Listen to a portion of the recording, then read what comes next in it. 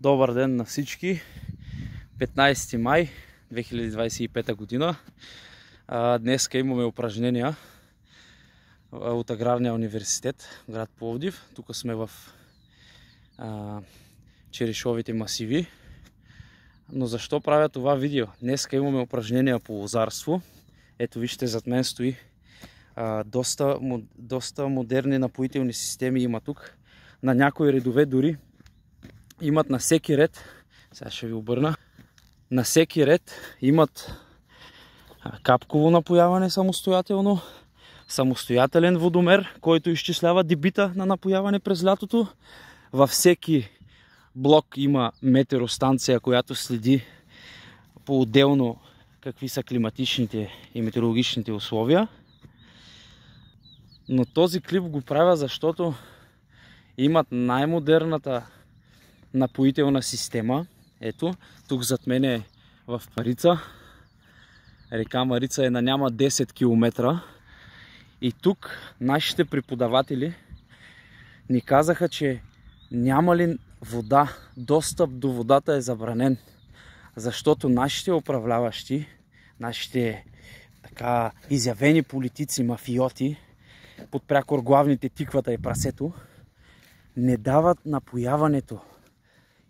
Тук има в тези лозови масиви зад мен, те са общо 300 декара, има най-много видове сортове грозде на Балканския полуостров и повечето от масивите, новозасятите, имат загуби и нямат кълняемост, защото нямат водонапояване.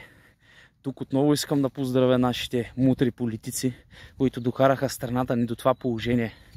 Ето виждате, на всеки ред, на всяка представа има различен сорт грозде.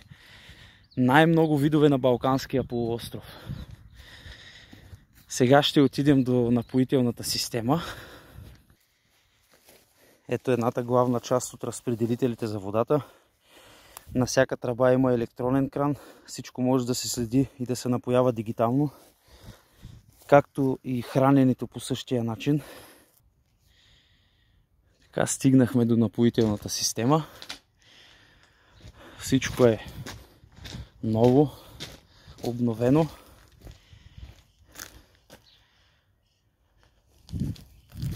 Тук проекта, европроекта. Ето го. Вижте тръбите с какъв дебит са. Огромни кранове напоителни. И тази станция напоителна не работи, защото нашите политици не ни дават водата, която тече по нашите реки и язовири. Тук е храненето, което пак минава през капковото. Тук се бъркат торовете. Всичко е ново, последен модел. Тук това е филтъра най-вероятно. И това е.